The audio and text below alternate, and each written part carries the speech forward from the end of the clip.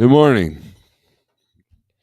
Might be kind of a chaotic live feed. I've got a truck getting ready to deliver, and I've got another truck trying to deliver. So who knows? But I wanted to go live this morning and talk about my truck repairs.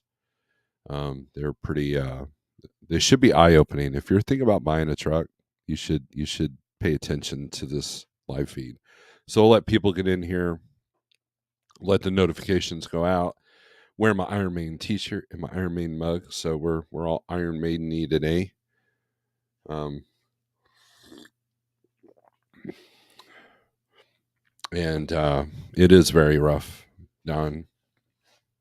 I'm I'm just I'm not even worried about rates at this point. I'm more worried about volumes.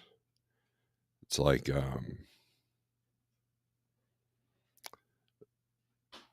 when the majors have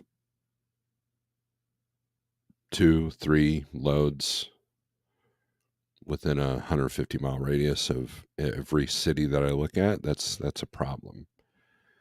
And the mom and pops aren't worth the darn.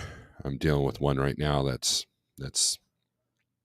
well, we won't get into that, but it's definitely a challenge right now.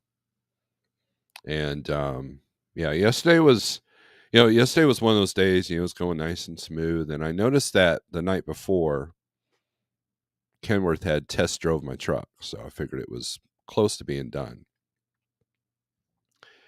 And usually, when I ask for APU work, they'll just take it like next door and they put it in APU place for me. But evidently, they didn't do that. They just did the APU service themselves, which is fine. But there's still some starting issues with that, so that kind of irritates me. But we'll figure it out. Hopefully, it's just rough. I did not hear the APU go off overnight, so we'll see if the truck will start. I got my trailer in the shop now, and we'll see what that bill looks like. So, anyways, we'll get some more people in here, and we'll talk about repairs. I have the repair bill right here. We'll read right off of it. Might have to grab my glasses and have that weird blue tint thing going on, but anyways, I look, people ask me.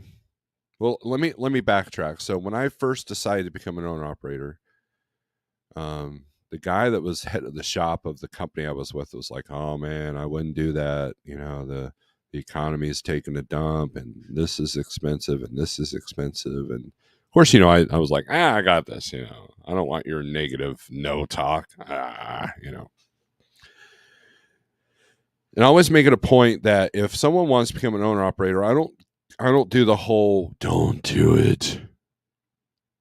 But as time goes on, I'm starting to lean more towards what people were people were saying earlier, right? In my career. And I think that just comes out of frustration of exactly what I dealt with yesterday. Because this bill is twice as much as I originally budgeted and anticipated. So it's yeah. And all I can do is laugh. All I can do is just laugh at the ridiculousness of it. Okay? Because when you look at each individual operation that they did, normally that wouldn't be a big deal, but this is how much it can add up. You don't really see how much it adds up until it's taken all out at once. Now, mind you, these aren't neglected things. This is not like I did not keep up on maintenance of this truck. I was not running the truck.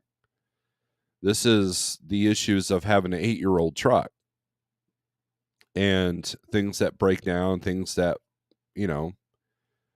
and when I look at these repairs individually, well, I mean, we'll get into it, right? Because the way Kenworth does their work orders is they itemize everything, parts and labor. So And people are like, well, get a new truck. Well, yeah, I know several people with new trucks that have been in and out of the shop. And I'm telling you, if I get to a situation where I pay $200,000 for a piece of equipment and I have to take it to the shop within a month and I can't run that truck, that's a bad day.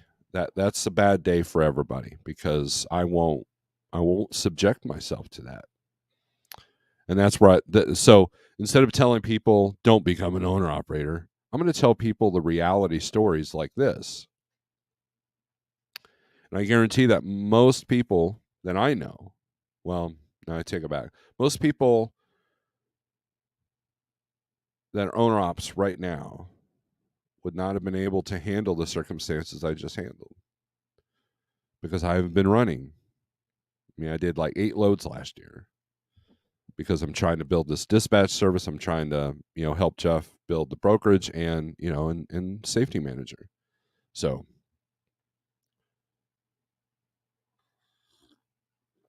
and I knew that this day would probably come where, decisions have to be made and what am I going to do about it? And that's essentially what I'm concentrating on is how am I going to handle this? What can I do to handle this? And then the freight market's like, yeah, take that plan and shove it up your butt. So, anyways, let's go over the comments.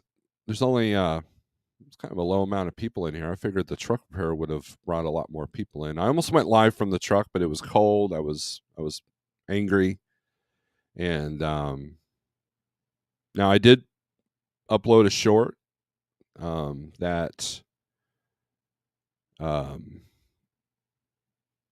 prove that I could still drive a truck.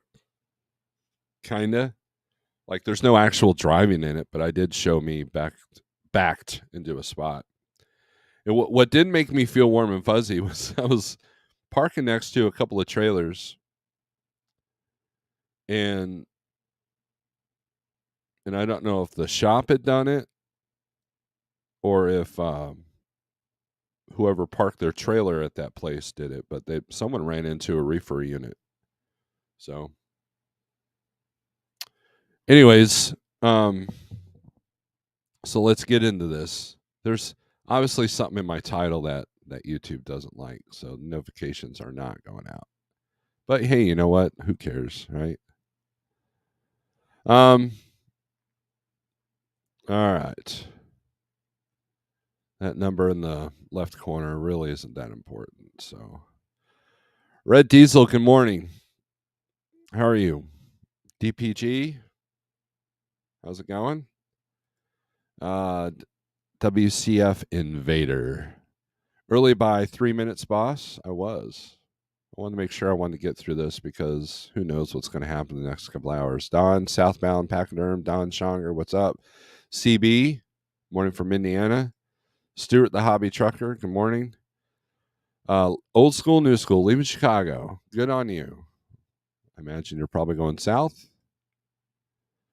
If not, good luck to you. Desiroki Pam, well, good luck to you anyways. I mean, Pam, what's up? I might have you look for some Monday loads for me. It looks very rough out here. Well, let me know.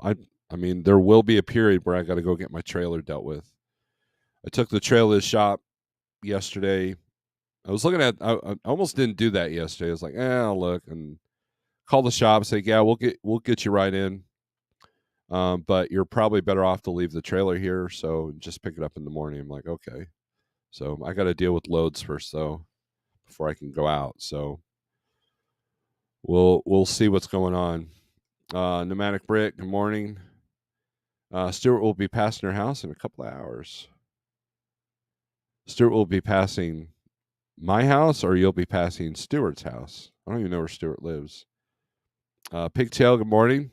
I think you'll find this video interesting. Was it like this back in 2019, or for some of you fellers, 2008? Even my former coworkers are saying how slow it there is, and that's LTL. So back in 2008, I was a company driver, and fuel was the big issue. but we still had, we had contract freight, so it was not a, like, I don't remember not running as much, right? Of course, I was new, so everything was new.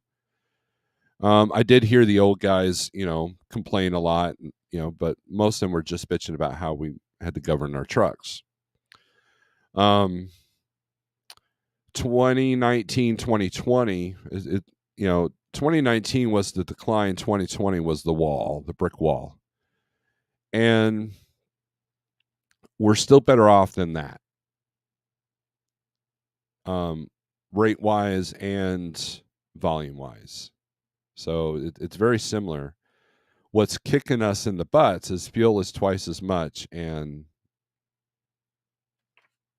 that labor.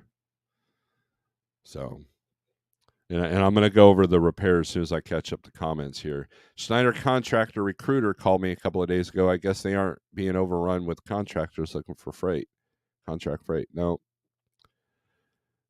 they have all the freight.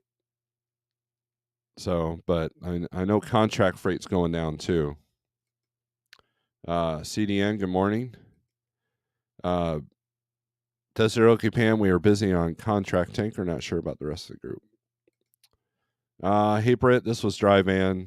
Talked to them several months ago and went a different direction. Sharp. Yeah, okay, so we're talking about Schneider. Old man, what's up, man? Old man, take a look at my life.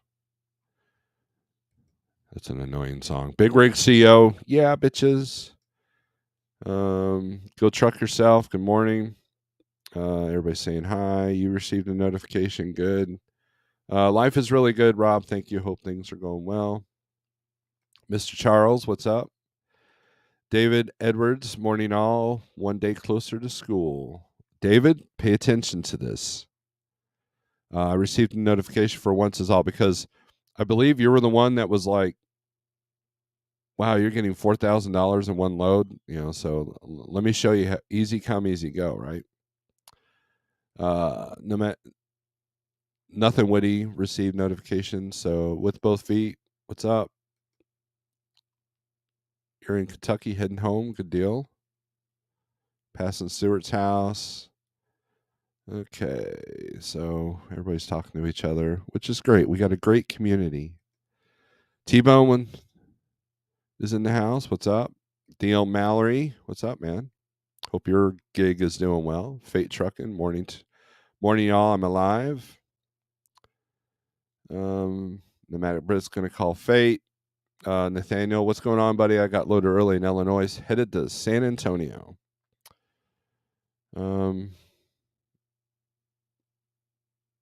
Let's see. Everybody's talking. Easy come, easy go. Maintenance. Because Neil Young is an annoying individual. He's Canadian, right? Saw your short about backing the truck. However, it didn't show who actually backed it up. That's funny. Yeah, it wasn't like an easy straight back too. There was like things going on, and I had to honk the horn not to run over somebody because they were just like do. Anyways, all right. So, let me get my glasses on because I'm old.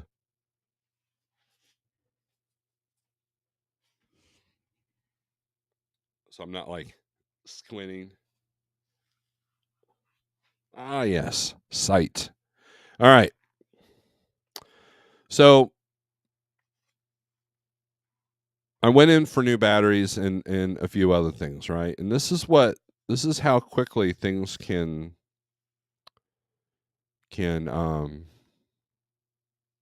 add up. So, anyways, I went in for batteries, fuel filters, and DOT inspection. And I wanted to, the truck wasn't holding air as well. I figured the air hoses were losing their elasticity because, the truck's 8 years old. And I had just gotten some replaced anyway. So, I mean, that's what happens, everybody's worried about engines and turbos and compressors and all that. But you know what? It's the plastic parts. It's the plastic and rubber that wears out as well. I recommend doing what they call a hose party. go in there and say replace all the hoses. And I did that back when hoses were kind of hard to find, so I wanted to make sure I stayed ahead of that um, ahead of that um, supply shortage thing. All right, Paul, good to go. If you need a code, contact Jeff. I'm not sure how to do it. Um, so, um, and so when you take your truck and trailer in, for number one, here's the first recommendation: don't do a DOT inspection under a load, because you never know what they're going to find. Okay, even if you're doing your pre-trips and everything, there's going to be something that you're going to miss. So I tend to do we do 90-day inspections here. I tend to do those not under load when I know I'm going to have some home time, right? In theory, that's what I try to do. All right, so the first thing, repair, replace new batteries. So they replaced all 4 batteries, clean connections at batteries, reinstalled driver side step. Labor total was $454. Batteries were $480, and then they subtracted for the core batteries. So the total price of labor was $454. The total price of batteries was $482. Total operation $936. Now that one surprised me because I've had my batteries replaced at Petro, and I don't remember it being that high. And what the difference is labor. Okay, $195 is the labor rate hour at MHC Kenworth in Springfield. So, lesson number 1: if you are dealing with warranty, you have to go to a dealership. Dealerships cost more per hour. If you have a specialty engine like a Volvo, Mack, PACCAR, you also have to go to the dealership. You're going to be paying more for labor. So if a guy with a Cummins blows a turbo and I blow a turbo, he's going to pay. He can take it to a smaller shop that can handle that and have a lower labor rate. Not me. Now, with that being said, they're making it harder and harder, even for the main engines like Cummins and Detroit and all that, for you to be able to do some of this new stuff with these new trucks. And that's by design. They want you to go to their shop, their mechanics, their facilities. But if you're under warranty, you have to go to the dealer. Okay? So, but I was expecting that. I was expecting that to be less than $1,000. And it was slightly below what I anticipated. Okay?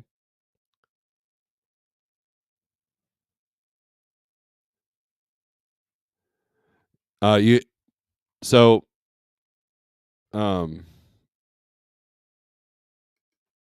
David, good morning to you, sir. Had a pretty good week, 7,200 with 2,800 miles. That's good. $450 to place batteries. Why would they remove the steps? That's how you get to the batteries, because that little side panel on the older T680s is a joke. You have to take, and it's literally 2 steps. So they list everything that they do. Did they charge me for that? No. I mean, they did, but it's all encompassed, right? That's part of the estimate of how many hours, right? Okay. Cummins charges $1,000 a year for the interface, so they're making it harder for even these small shops to even get work done. Okay, so all right, and a lot of people are gonna listen to this list and go, dude, that's insane. That's stupid. Why do you have a Kenworth? Why do you have this? Why do you? This is just what I have. This is just what I deal with. Look at all the trucks on the road. Not everybody can get, a Freightliner with their local mechanic that can work on it. I mean, it's becoming harder and harder each day, right? And they actually knocked quite a bit of this bill off. I mean, when they first called me and said how much it was, I was like, wow, okay, so we're doing this now. And so my normal service manager, I came in, he recognized me, and he knocked quite a little bit more off. So,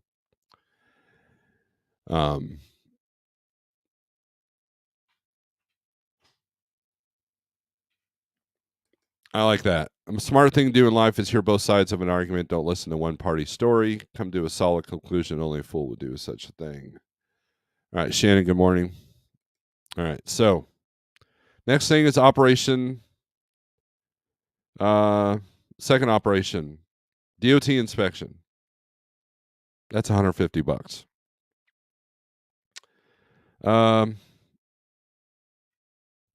Replace and repair fuel filters. That's another one. People are like, well, Steve, you should do that yourself. Well, I've tried and I've crashed and burned. And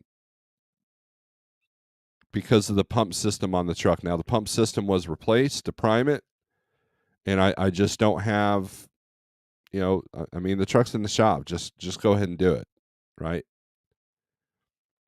That was $163 in labor. One filter was $48.49. The other filter was $65.33. I probably could have saved myself $100 had I brought in my own fuel filters, but they've been kind of in short supply. So I like to keep a supply. I've got 2 in the truck. I've got 2 of each in the home. And whenever I use one, I replenish. So that whole operation was $277. I was expecting that. All right.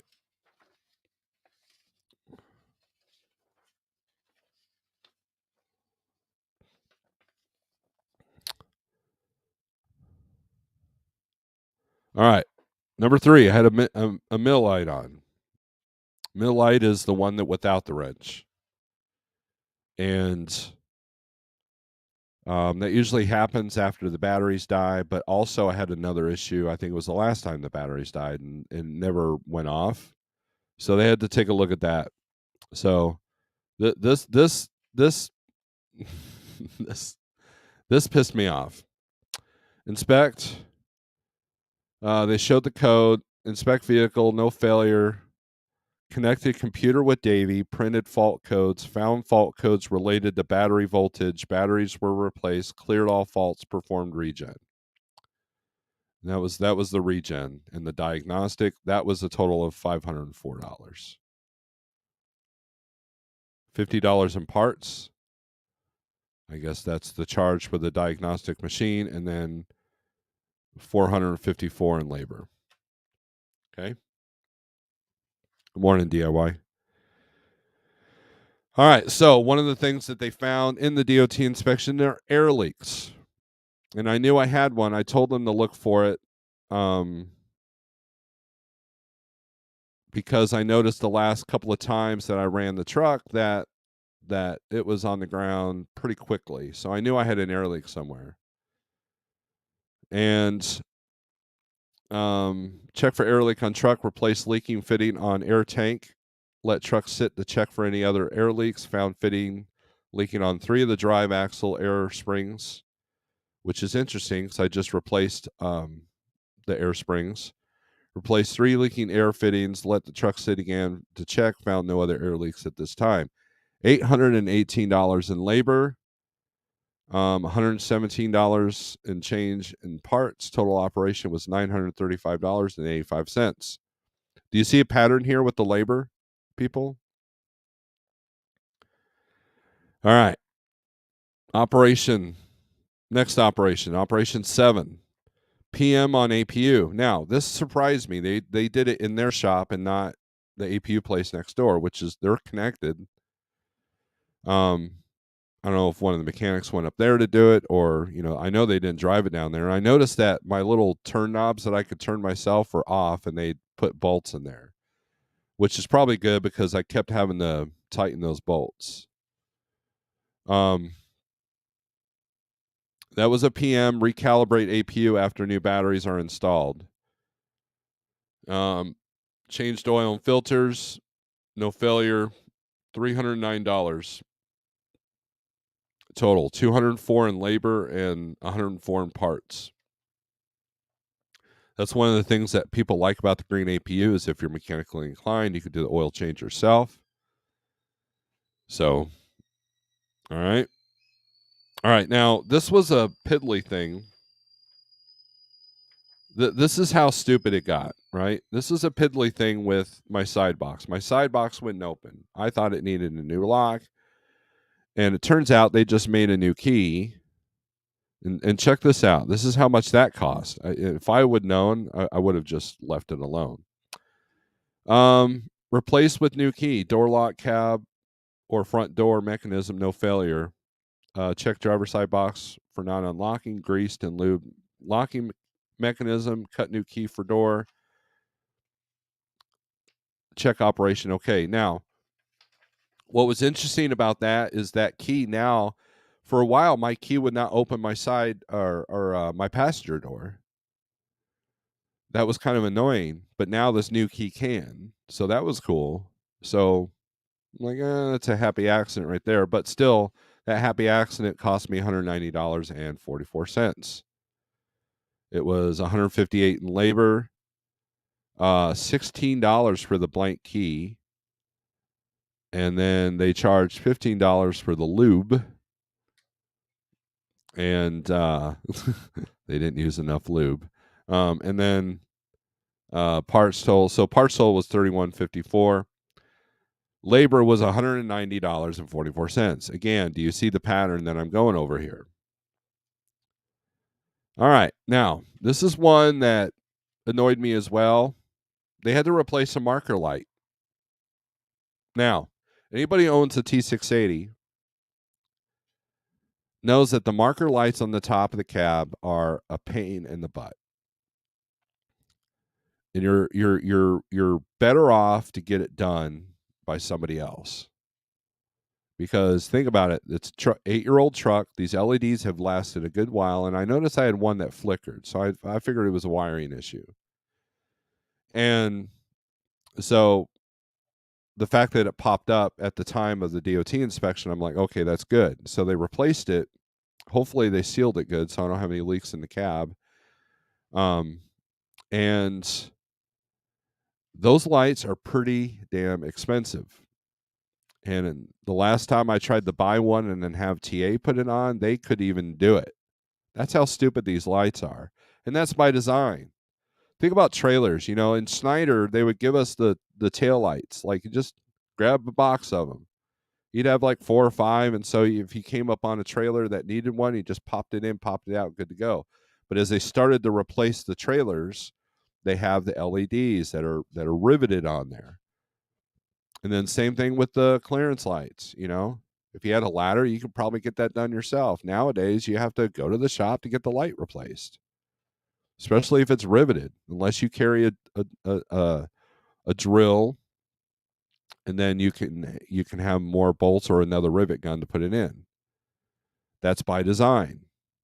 So this one will surprise you. This is one of the things that I did not budget for. Replace new LED marker lamp, fuses, and wiring. So they had to deal with the wiring. So evidently there was a wiring issue. Labor total was $454 to deal with the light. And the light itself is $131. Now, I don't go through lights. That's the good thing about these LEDs. They do last longer. So the total operation just to fix the light and its wiring was $585 total.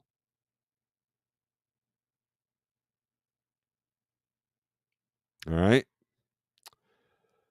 Now, this is another one that surprised me. Replace broken DPF clamp. That's what they found in the inspection.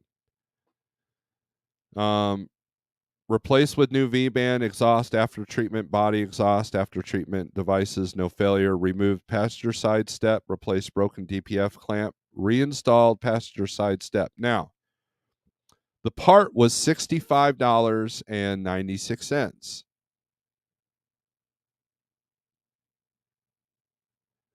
The labor on that was $476.70. Comes out to total operation of $542.66.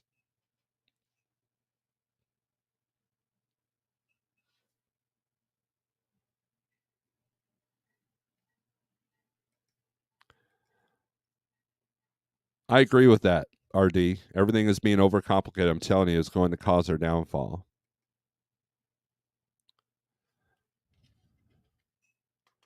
So, the total price for that, okay, parts total was only, see, this is why it was in my head that it wasn't going to be a bad deal, because parts total was $1,047.59. Here's where they got me, and this goes to everything I've been preaching to you for the last 2 freaking years. When everybody was enjoying these sky high rates, what was going to happen? Labor was going to go up, tolls were going to go up, fuel was going to go up.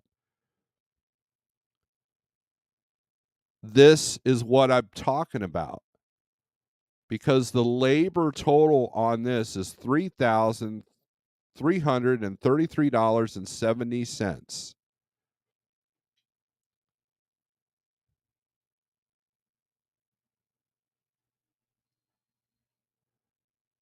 at $195 an hour.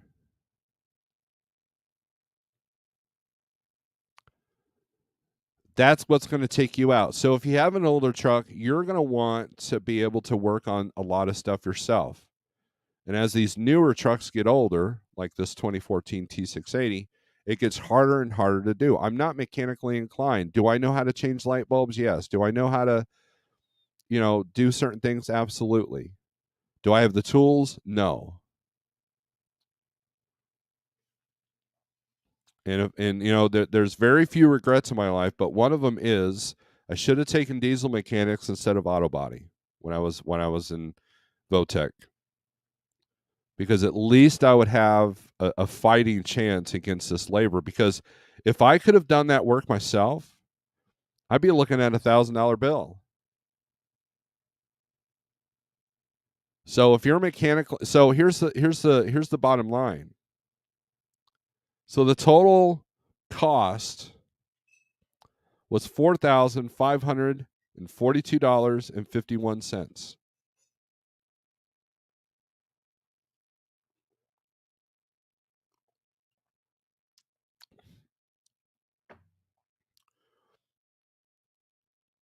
And everybody's like, and so this whole argument, new truck versus old truck, I get it, right? But see, here's the thing. $4,500 spread out over a monthly payment, that's not very high. Now, granted, there'll be other stuff that goes wrong with the truck, but I mean, I could blow the engine. That's $60,000. That's still cheaper than buying a $220,000 truck that's going to put you in the shop a month later. The only way I would do a brand new truck is with a full maintenance lease. Because here's the thing. Let's say you have a 7-year note, which they're doing now. You've run out your depreciation on that truck. You're still paying $3-4 grand a month for that truck, and then you have a bill like this. Now what do?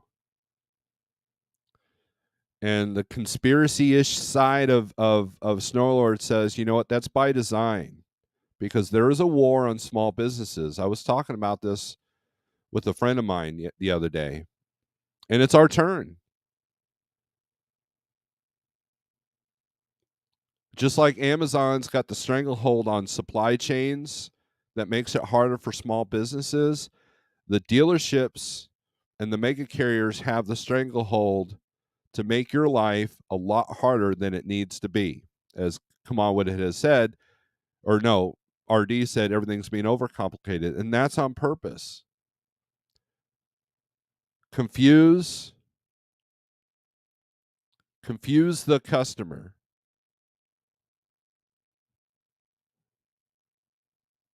And this shop is a pretty good shop. This is I hardly ever have to go back for you need to redo this. I mean, knock on wood. So the benefit of having a paid off truck is this is not a big, huge hit. It kind of is for me because guess what? Dispatch is paying okay, but this means I got to get in the truck. I got to knock this down. And that's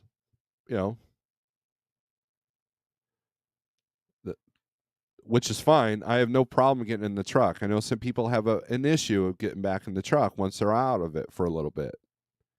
It felt kind of good to go around town and I did not curb my trailer once, so there's that. But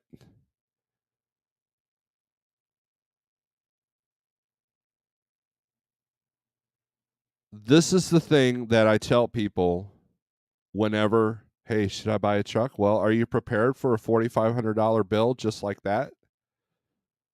For, 5 or 6 small things? Because it's the labor. It's the labor. Parts have gone up too, don't get me wrong. But it's the labor. And if you go to the TA or if you go to the Loves, which, in my opinion, tires, and that's it for those shops. I know somebody that went and got new side steps. He went to that Petro there in Joplin, and they actually drilled holes in the frame to put those steps on.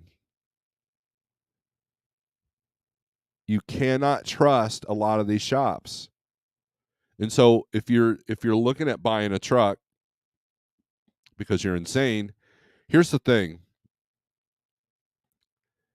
What is the shop's reputation around you for just the regular maintenance? Can you do the regular maintenance yourself? Can you change your oil? Can you change your own stuff? I know people that can change their own tires. So I'm going to take these glasses off. So this is what you have to think about. And I'm sure there's somebody else watching this going, only 4,500? I've gone through 15 grand this year.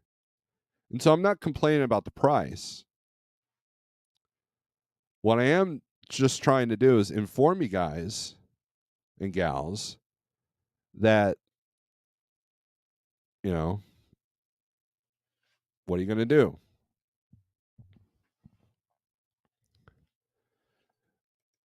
Yeah, I'm well aware of that, RD.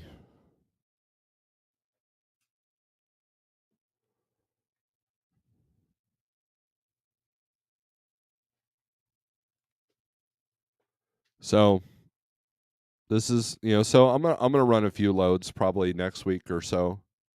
I know Jeff needs a trailer dealt with, and who knows, I might have to rescue a load or two because I'm not the only one having dealing with truck stuff. I mean, I see the check engine lights when they pop up, as safety manager, because Sam Sarah's awesome.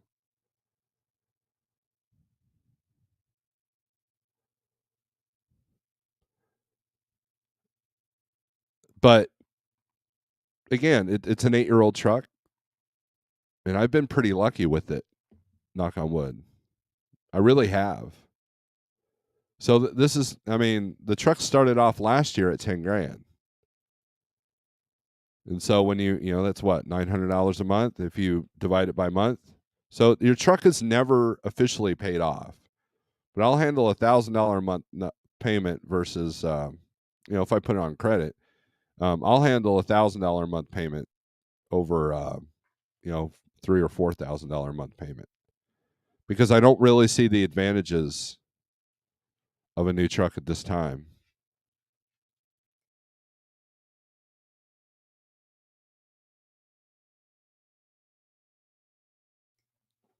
So, anyways, lesson here is, you know what? Crap's expensive, man. And it's the labor that will get you. So the more stuff you can do on your own, the better. And I wish I could practice that. Um, but and what's interesting is, Cascade, good morning. You're late, so you don't get to know. Um, my shop is pretty good. It says, come on with it. There's been a few small issues, but no biggie. And that's kind of where my shop's at. But I know other people have had major issues at this Kenworth. Once again, if you cut the cost and do it yourself, it gives you the competitive advantage in a down market. You won't need to hit such a big nut to be profitable. That's a big part.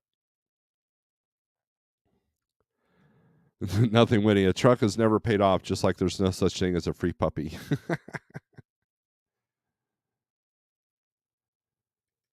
I kept rolling over used trucks till I had a large down payment on a new truck, thus keeping my payment low and keeping a 3-year term. Then I can roll over into new truck every 3 years. There you go. That's how you do that. That's how you do that, wheel burner. The hard part is getting to that point. And so the people that I know that are doing very well are the trucks they were able to buy new but keep their payments down. I know somebody's paying $2,300 a month for a new Volvo. Truck's going to have warranty before they trade it in or get rid of it. I mean, that's what the mega carriers do? Yes, mega carriers pay less for each truck, absolutely, but they still use that same strategy. Because if I have to rely on a warranty, a newer truck is going to do pretty well, but the payments need to be down a little bit because of downtime. And then not everything's covered by warranty, tires, brakes, etc.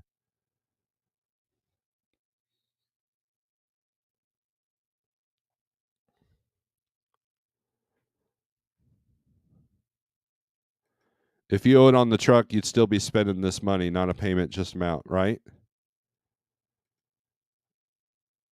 My truck went to delete, need a software update. D-rate, you mean? Let me ask Steve in chat. Would you rather buy a semi with a history of consistent repairs, maintenance from dealer versus on a list of parts bought, but the driver, not a mechanic, did all the work himself? Well, it depends.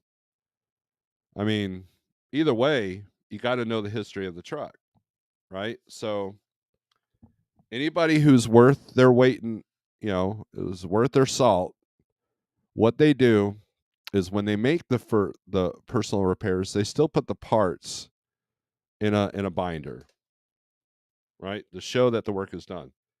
This is my maintenance record. These are my maintenance records, the entire from mile 1. When I bought this truck, it was a prime truck. It was a prime lease. And it went through MHC here in Springfield. Now, the truck was in Olathe, or turned in Olathe, and then actually Joplin had it, and that's where I bought it from. But that's a lot. I mean, one of these days, I'm going to, maybe hire one of the kids to add up all those numbers to see how much this truck has really costed over the years, over 8 years. And I bet you that money is going to be staggering. But all the warranty work's in there. All the records are in there. I almost didn't buy the truck once I looked at the records. I'm like, oh, this had a lot of work. But then someone reminded me, no, this is any truck, every truck.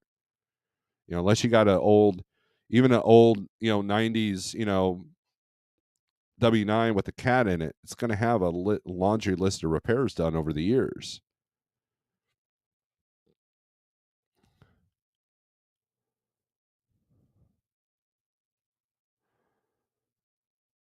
And so you have to look at the cost, like Cascade says. What are the yearly costs for a 100,000 mile a year, 500,000 mile used truck?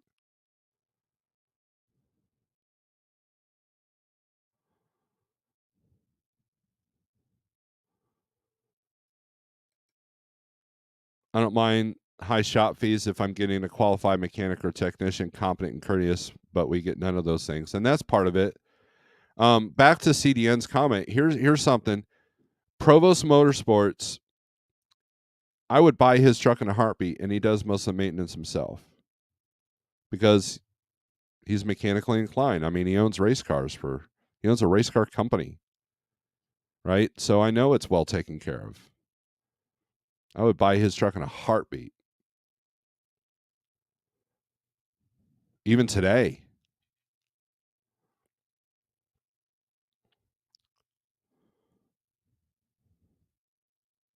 Ask RD about getting a PM done on his trailer.